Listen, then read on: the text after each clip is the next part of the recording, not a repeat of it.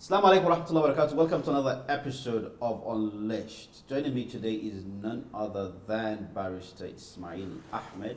Barrister, it's a pleasure to have you on the program. Assalamu alaikum. There was a program we went through, I can't remember the exact program, and I asked a question, and that question was particularly on how can someone who seemingly is upright, responsible, join politics?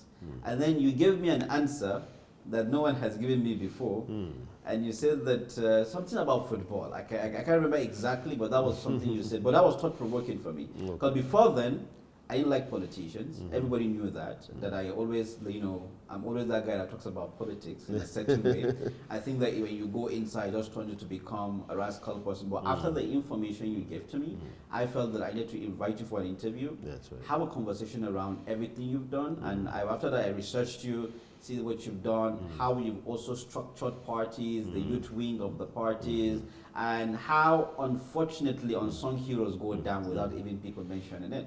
And this is a big problem in Nigeria, whereby we don't talk about what people have done so that the younger generation will learn. So I hope this interview will be way beneficial for as many young people out there. Thank you. So thank you for coming on the show. Thank My you. first question goes like this. What do I need to know about you during your younger days to understand the kind of man you became today? First of all, I think it's an honor to be here to speak with you. I've watched some of the interviews you've had with other notable personalities, and I kept wondering why you invited me, because those are accomplished people in many regards. I'm still a work in progress. I'm still very young. I'm not a youth any longer, certainly. But I'm still very young. I have a lot more to achieve. But alhamdulillah, glory be to God. In my younger days, what I can possibly remember is the family unit, the kind of parents I had and the siblings I had. My parents were hands-on. I just lost my dad last year. And I lost my mom 13 years ago. My mom used to be my best friend. She was everything to me. I was her last born for a long time before before she had my younger sister. I was dang outa, that's what they call it in Hausa. And the Fulani sadly call you by your first name if you have any name of great importance in the family. Right. So I think I had a hands-on dad and a hands-on mom. My stepmother as well, my siblings. My father was the kind of guy that used to bathe us as boys. He used to bathe us. He would take us, he bathed us himself, all the boys until we were 7. He had that kind of time. He made sure that he bathed us every morning before we go to school. He put his uniform, he put our own uniform for us. He had the time that we now unfortunately do not have for our own children. We leave all that responsibilities to our mothers, to our wives. And I think he was instrumental to a lot of things that I have turned out to be. He was a person who went to school, who valued school, both the Islamic education and the Western education. He paid attention to it. He made sure that we went to good schools. And I remember one of the most impactful conversations I've had with him was when I was going into my senior secondary school. And he asked me what I wanted to be, when I grew up. And I said I wanted to be someone of significance, not just successful. And he asked me what that meant. And I said, well, I just wanted to be someone who could have impact on people's lives. I think success is a bit more selfish. It's a bit more restricted because it's restricted to you alone. You could be successful, you could have a good job, a good car, a good house, a good wife. You're successful. In your career, you're successful. But when you are significant, which means it's beyond you, it goes to the community. So I wanted to be a person of significance. And then that was the first lesson my dad told me. He said, well, if you want to be someone of significance, the primary thing is usually it is a gift by God.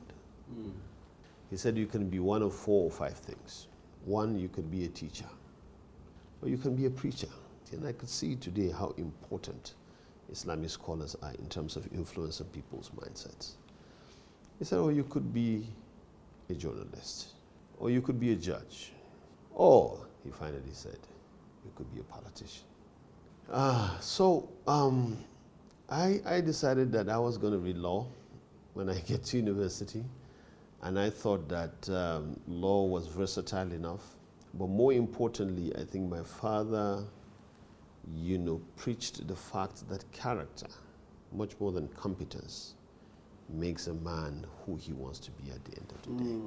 And that he is more interested in what you learn, as a result of going to school, not necessarily what you learned in school. He was quite a wise man, and then he said to me that, school doesn't teach you everything, but it teaches you how to learn everything you want. My mother too, instinctively very wise woman with a lot of tales. She tells me and gives me stories, deeply rooted in her religion, very devoted Muslim, and very traditional people, conservative in some ways, but very traditional in how. So that kind of taught me the ability to deal with a lot of people since when I was a young man. We had about 30 children at one time in the home, most of which I didn't even know were not my siblings until I grew up. But everybody was treated the same. So I had an affinity and a penchant and love for people. And I knew and understood how to navigate myself amongst people. So when I joined politics, generally, and just before we go into you joining politics, I just want to say something really that was really amazing in terms of how you differentiated between success and being significant. That's right. A lot of people think that to become successful, is what you just said, the way where you have to have a house, a nice car, a very good wife, a successful job. But never have I ever looked at it this way, whereby success is meant for you, and being significant goes a long way in helping people. And I tell you a story. When I was in the university studying Islamic theology, after my third year, I didn't want to be a scholar. I didn't want to, come and give preaching. I didn't want to go to mosques and everything. But I needed something to be impactful, something that will, assist so many people out there. And as at that moment, I was watching the likes of them Oprah, and the likes of them David Letterman and Stephen Harvey and the likes of it. I'm like, okay, I'm going to start interviewing scholars. That's right. And then I chose my path in terms of that. And this just makes absolute sense, whereby you just say success and significant, these are two different things. And it's so amazing on that. Seeing how much impact your parent had in you in terms of how your father spoke to you, all the years you've spent with the two of your parents, what is one experience that stands out the most for you? Wow, that's difficult to pin one. I think, like I said, I had a wonderful childhood. Yeah. But I can't. It's like a. It's like a nostalgic archive that I have to go through one by one, because I've had wonderful and life-teaching moments with them, all of them. But I remember this one time. It's just a story. It may not be the one that that stands out completely, but the one that comes to my mind right now. So my mom, usually cook food and then everybody eats at the same time. We put it in a big tray so that you learn how to eat with other people, and they will tell you to focus, the one right in front of you. Kachinaga banka, chinga banka ba asankaranga chinga wani, something like that. Which in itself is a lesson, that you focus on what is in front of you and do not be looking at what the other person is doing, So one day, I came back home from school, Islamia. And when we were kids, Muna Yaraba was chintu. Yaruba is chintu all the time. He wants all the rice, fancy and food, nice fancy food. So I hadn't eaten all day because in the makaranta boko, from school I was taken to Islamic school, to Islamia, and so I didn't come back home. So I thought when I got home I was gonna see something palatable, all the chickens and the rice, and so I found two. Masala, which now I crave for every day, by the way. But we yeah, still have to masara. no, not Thomas. It was tuwon shinkafa. Yes. No, and miyan kuka. But at that time, it was something that, okay, what is this? But now it's what I crave for almost on a daily basis. But nevertheless, so I saw they did that, and so I didn't want to eat it. So I pushed the food, and I didn't know that my mom was behind me, right? So I pushed the food away, and so she smacked me from behind. I didn't know she was standing behind me. So she smacked me. So later that night, she called me. She said to me, in life, she said it in Hausa, that duk abin da ka wulakanta in ba ka yi hankali wata rana zai wulakanta ka. It means anything that you dismiss and disregard, if care is not taken, it will take its pound of flesh on you. That's life. And then she told me a story. She said, during the reign of Caliph Umar, there was a woman that her baby had stooled, and she was looking for something to clean it. She couldn't find anything, so she grabbed there's something in Hausa we call waina. It's like it's a food that the Arabs do, the flat bread that Arabs do. And then she cleaned it with it because she had abundant food. Fast forward, the following year there was famine in the city of Arabia, and there was no food. And the woman went back to the same bush where her son had the feces, and she cleaned it with a flat bread, looking for that bread. It was half eaten by termites, of course, and other insects. But that was what she used to put in the water so that it becomes, and she could eat, her and the children. Now, I don't know if that had happened. I don't know if that story is true. But the moral of the story is that when she had enough, when God gave her enough, she thought she could misuse it. And she thought she could do as she pleased with it. And the same God taught her a lesson, that you would go and look for the same food that you basically humiliated to save you from the crisis of hunger. And from then on, I have never looked down upon anything in life, not food, not money, not life, not human beings, nothing. Because I believe that the world is such a dynamic place that everything you see, there's a reason why God puts it there. Every circumstance has its reasons. And if you misuse a circumstance or a chance, or you abuse it, or you insult it, or you denigrate it, or for some reason you show ingratitude to God, well, if you are lucky, you get taught a lesson immediately to learn. If you are not lucky, it will happen when there's nothing you can do about it. Wow, this is so much to take in. But before we go with the discussion, we're going to take a short break. I'll be right back. Thank you so much. Dear viewers, if you've been listening to us, I've been interviewing Barrister Ismail Ahmad, and we've seen a part of him that perhaps most people haven't seen yet, and looking at his life story. And most importantly, one of the things that he says extremely paramount is about being successful and being significant at the same time. These are two different things. But stay tuned, we'll be right back, inshallah. Wow, that was very good. Thank you. Welcome back. We've been discussing with Honorable, or rather, Barrister Ismail Ahmad, and we're going to ask him what names is better. Thank you, Barrister, for being with us. Thank you. We had a conversation before we went on a break, talking about your life journey, basically. Your dad gave you a series of advice on what to do to be significant. And out of all of it, you chose to be a politician. And a lawyer. And a lawyer. But you're not a judge. I'm not a judge yet. So you chose those two, right? Yes. Which is remarkable. Tell me, why did you choose to be a politician?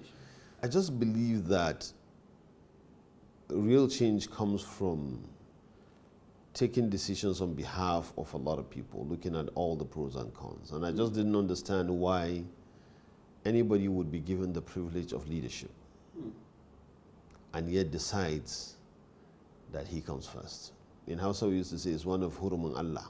It's one of the attributes of God that he temporarily borrows it to human beings on earth. Being a judge, being a leader, those are attributes of God himself. You have no reason not to take every decision as carefully as possible, as deliberately as possible, as consciously as possible, as conscientiously as possible, to make sure that you have impact and you look at generations to come or 10 years from when you are and stuff like that, and you resolve problems on behalf of the people. I would want an opportunity to be able to see if I can deploy my character, my morality, my knowledge, and the ingenuity of all the people I see every day on a daily basis who are toiling every day and who have fantastic ideas to be able to move a society, a community, a state, a regional country forward.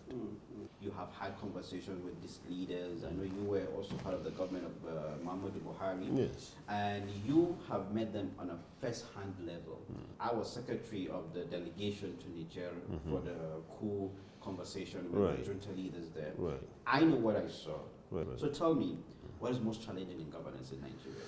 I think there is a misconception about the role of political leaders by a lot of people, including educated people.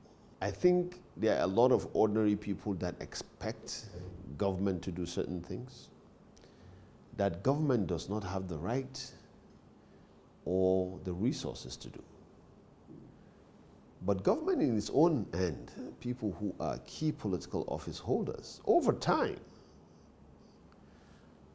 have now demonstrated also the wrong impression about being in government. So the first thing an ordinary man or an ordinary woman thinks about government is the power to accumulate wealth and take certain things to your community only or your people only.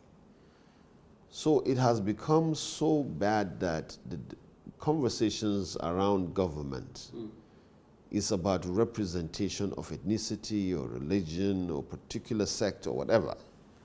The laws of the land put a lot of limitations on political office holders, that which they do not observe, but there are limitations to what they can do. People from afar see that there's almost nothing you cannot do if you are in a position of authority.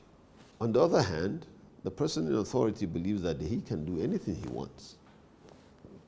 No, there are things that you cannot do, and so you cannot promise it.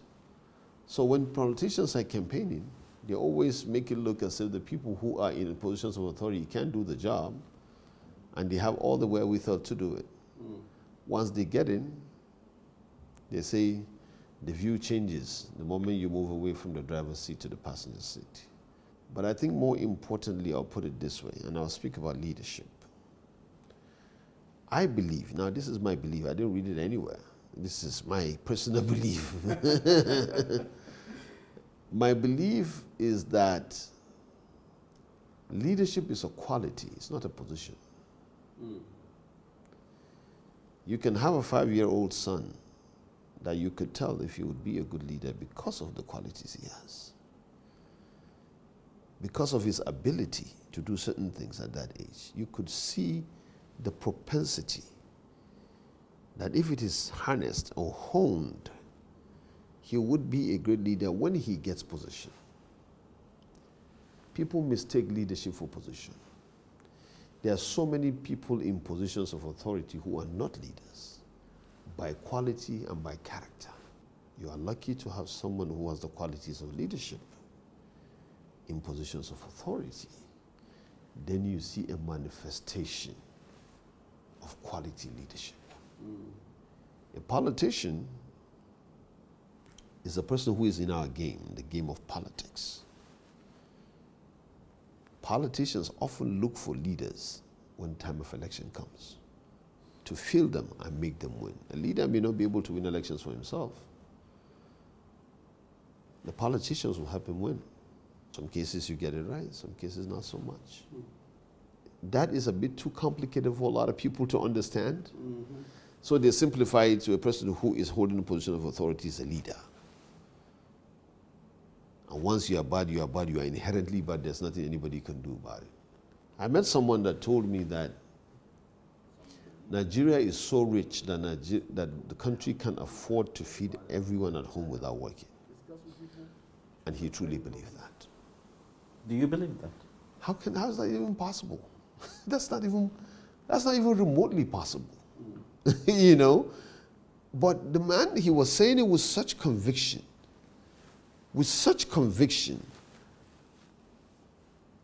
that there is no way you can have an argument with him. It's simply impossible. You can't even, because he is so far gone in that thought, it becomes difficult to even have a conversation. That is not the case. As of 1999, we are a little less than 100 million people. Fast forward to 2024, which is just 25 years later, the country has added 130, and the resources really haven't changed.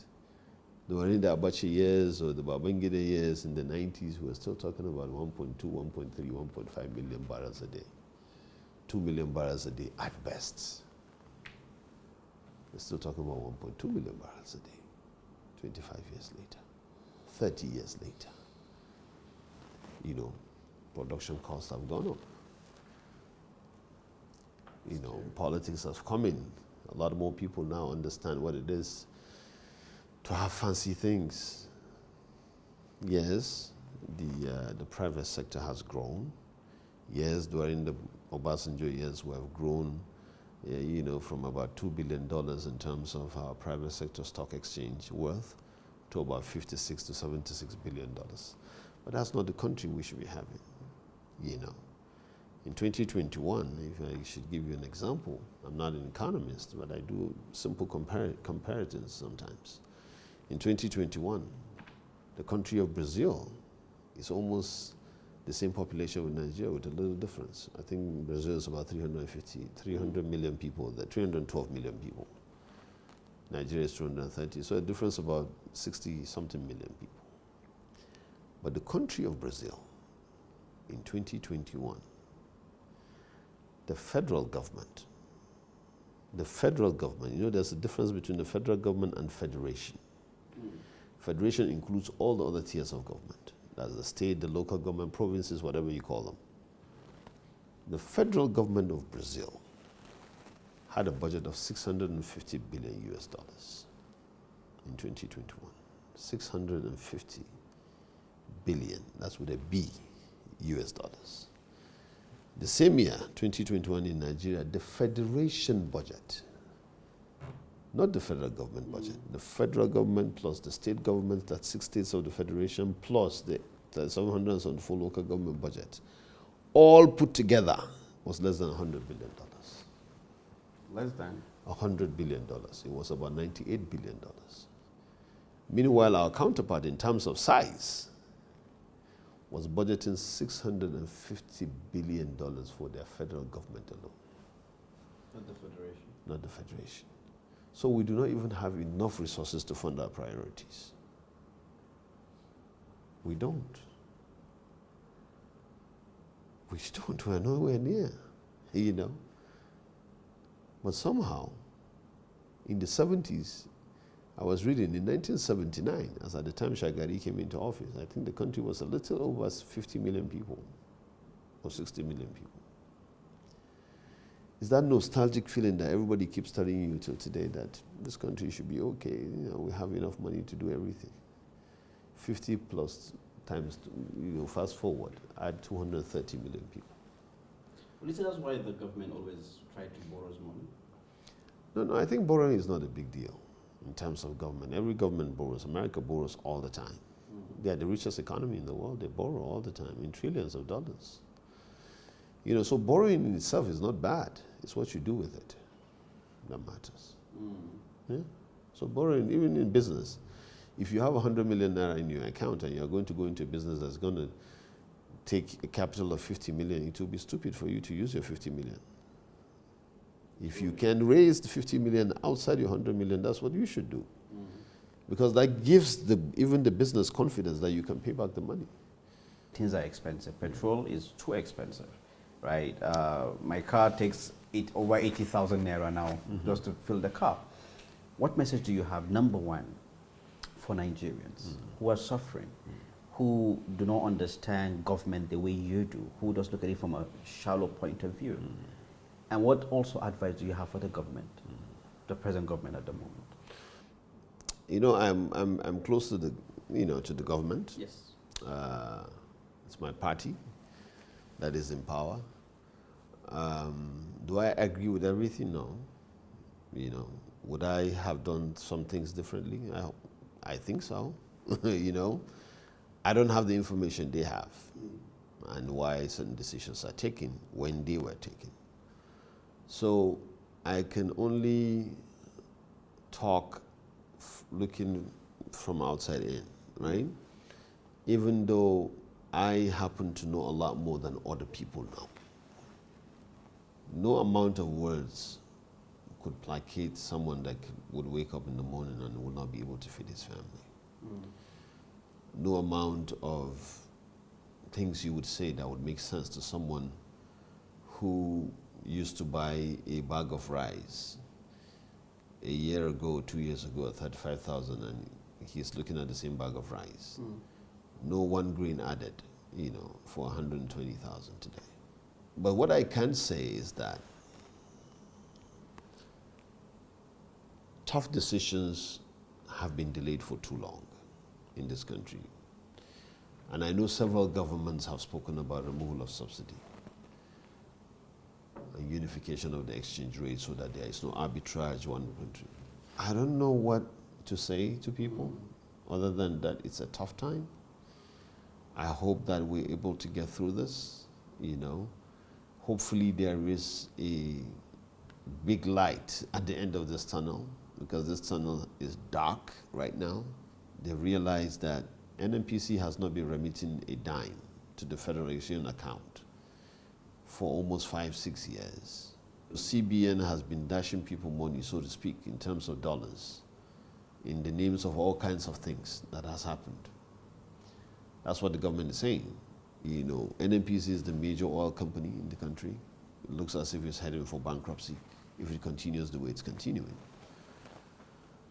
Now, my advice to the government is right now, people are willing to listen, they're willing to follow, but you need to create a vision of where you're going, and you need to give a timeline. We do that all the time with our children and our friends. We tell them you have to go through this rough patch, but at the end of the day, there's a big light. So I think what we have not been able to do very well as a government and as a political party is that we have not been able to create that image of where we are going after this rough patch and when.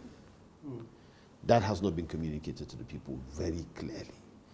And I think that is the responsibility of the person who was elected, not any of his appointees. That the president must do himself.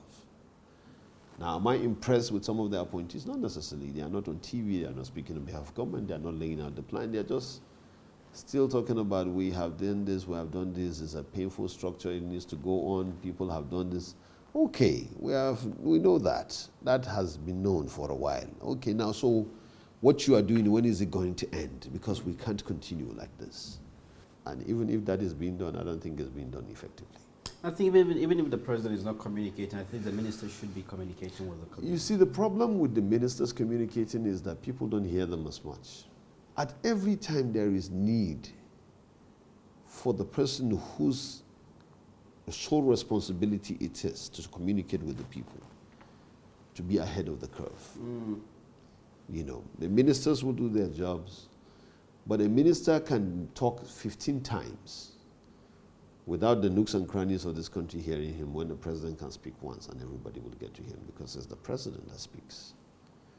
He needs to have a few town hall meetings and even grand style rallies, if I was the one, to tell people that, look, I know it's tough. I know it, I'm not lying. I took these decisions because they needed to be taken.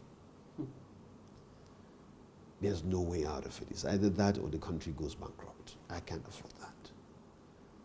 It can't happen under my watch.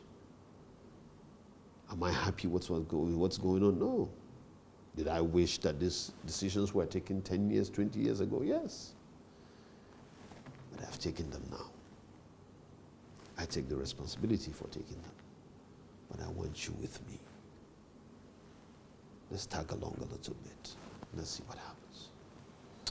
For me, when I have conversations like this, if it goes to my heart and I feel it, I release the information out there. We've done interviews that we don't release simply because just the way you want to be, significant in the lives of people. When we interview people and it's relevantly timely, for us, it's something that can change an ideology, can change the people, can help a young person see things differently.